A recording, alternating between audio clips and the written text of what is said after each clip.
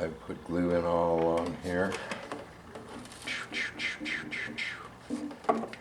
Cleaned it up, wiped it. Then I come back and do it on this side. Here's some little overage. That'll get taken care of. And I'm just kind of going over this. The glue is practically dry already, so the next thing would be to do the final leveling of the frets. Good deal. Zoom, zoom. I'm taking a break because we have reached milestone place. This tube.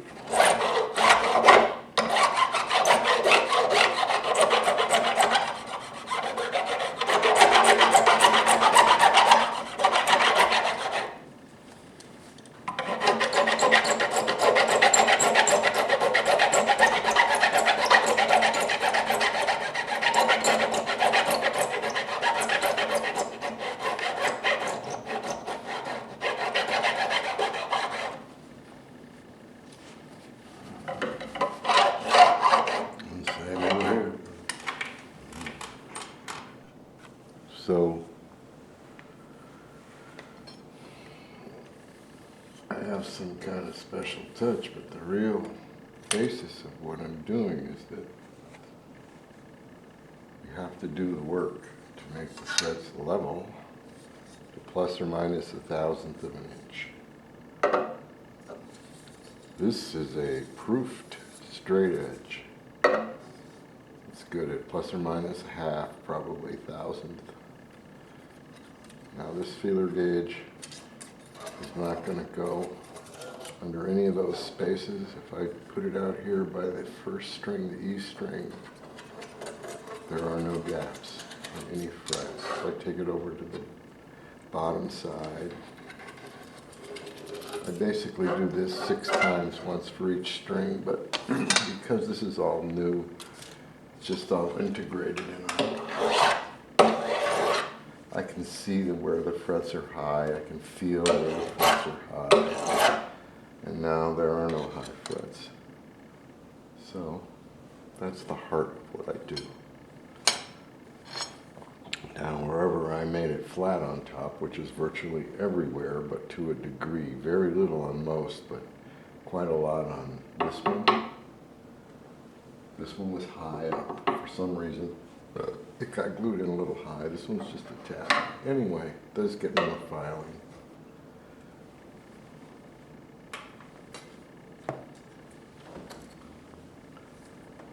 Late at night, with ears row, this is the sound you'll hear. Not the squeal, just the...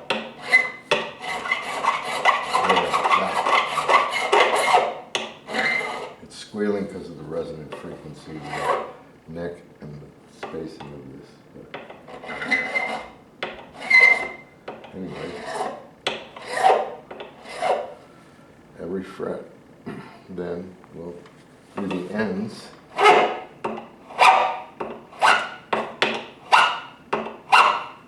and then finish it with a special file on the very end. It's great fun when it's done.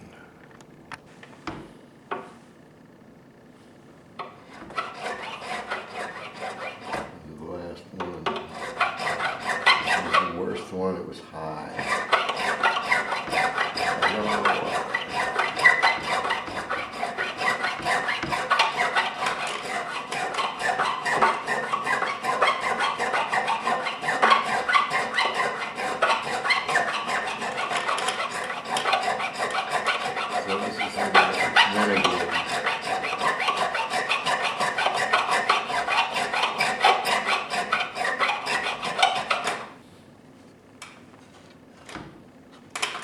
This is the beginning of the rounding, the end.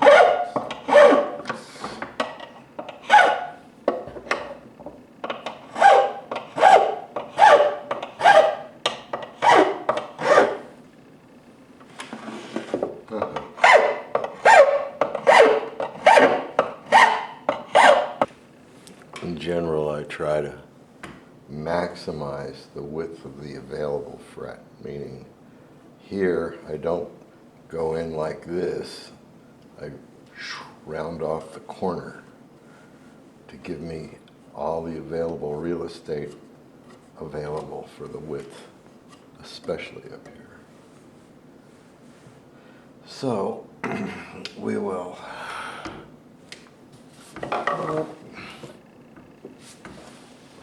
excuse me. I got to sand off the places where the crazy glue hit the rosewood, only a few places, and try to find some small pearl dots. We've got 1, 2, 3 to replace. Maybe one here too. If I have 4, I'll do this one too. So, as a diversion from the fretboard, I'll do a little on this saddle. I removed the original, the bridge. I removed the original saddle. There's the slot. This is a sophisticated tool known as a hacksaw blade. We're going to sell these at Stuart McDonald as a saddle slot manipulating tools, and they'd be $50 a piece.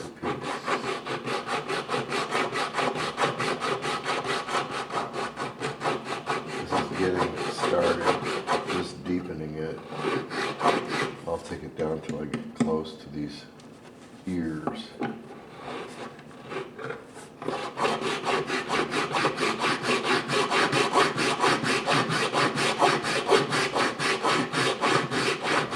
It's not the tool, it's the user.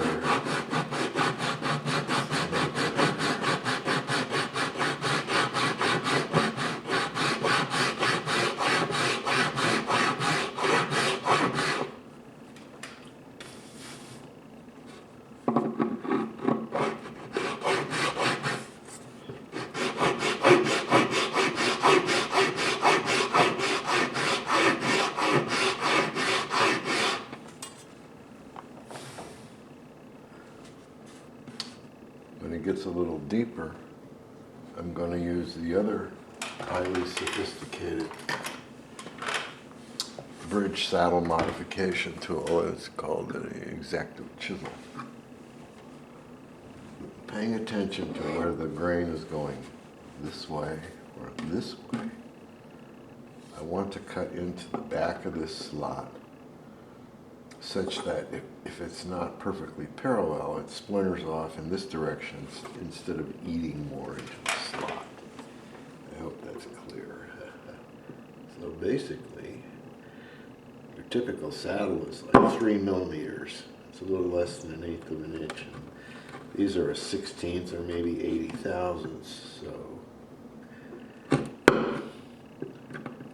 And they're usually surprisingly well intonated for having such limited space.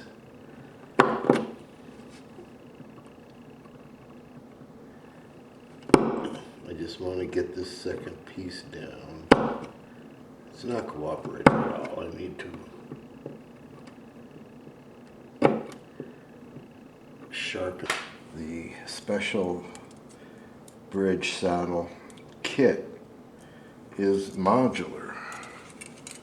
In other words, you get 2 of them with the same pitch, and now I've doubled the width of it.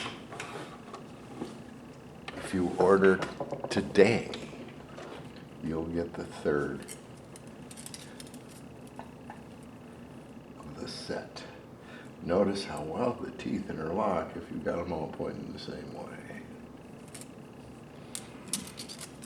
Sorry about that, you're not watching what I'm watching. And weighing 3 wide now. And favoring the back side.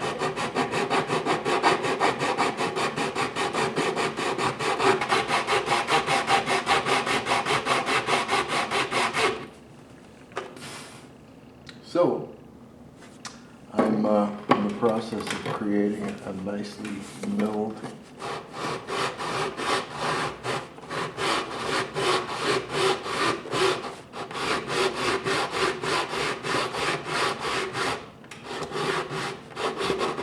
Saddle slot. It's looking pretty good. Mess with these a little bit and a little more work, it'll be ready for the saddle. And I'll finish sanding the fretboard. So the file end has been ground such that it becomes a tool for scraping, basically, and cleaning up the bottom, because there may be different grooves from the hacksaw blade. Anyway, that's step one. At that point, I'm going to make a real nice, even 3mm wide saddle slot.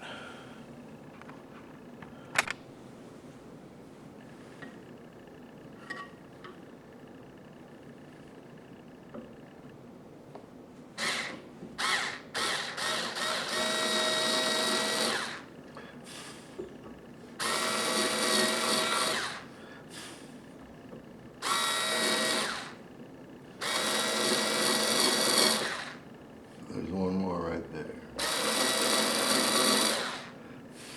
Anyway, looks like 3/16 drill bit.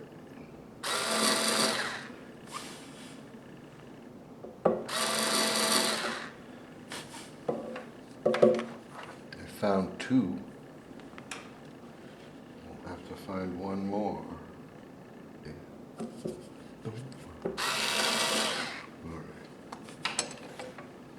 And then we'll go through my collection one more time.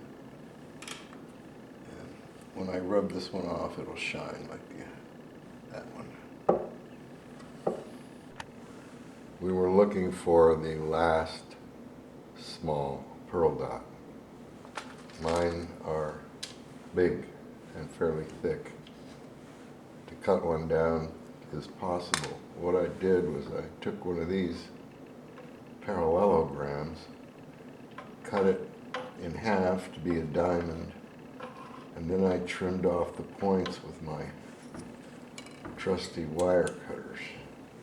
Next, I'm going to glue this to the end of this stick, and it's a nice square cut.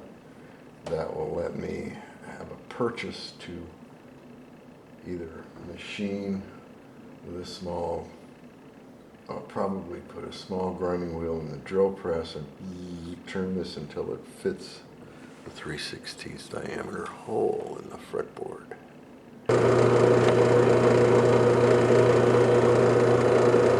I've been grinding on it.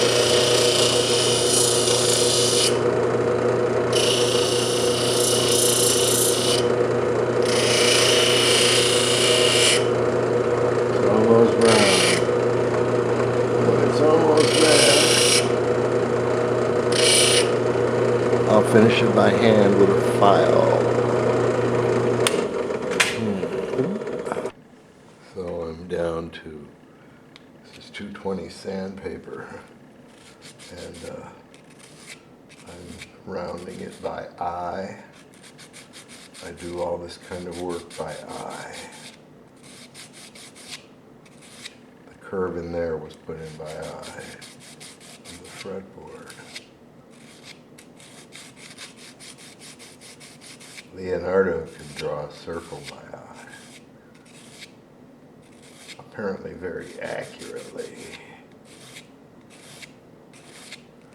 When this is where I want it, we'll try to unglue it from the wood. I think we can see this here. Yeah, it just kind of fits down in there. So we'll pop it off with an X-Acto knife and glue these three new ones in there. This is the 220 I used to get the crazy glue off. Well, I got some more crazy glue to get off. And again.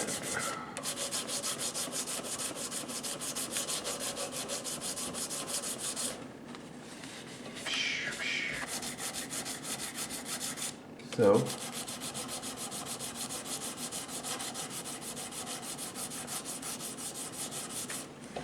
I'm getting close to having this done. I've got the original nut. I will clean and oil the tuners and make a saddle. Still lots to do. Okay, we're making all the white crud disappear from the top. There he goes. And taking off some dirt too.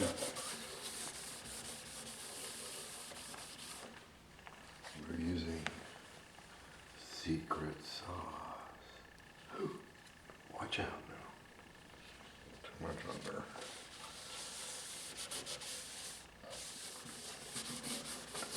It's good for your wood. Wasn't too much there. But there were places where the finish was rubbed off and abraded, and it's going to darken the very areas that were light. But it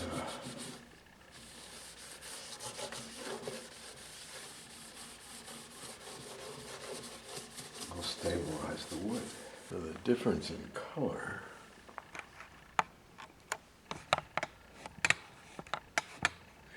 the difference in color is because this thing is rosewood, but they shellacked it or sprayed it, and it kept it, the coating lightened up. So I sanded it off here because we've arched the bridge, and the contrast is kind of ugly, so I'll probably sand this off too.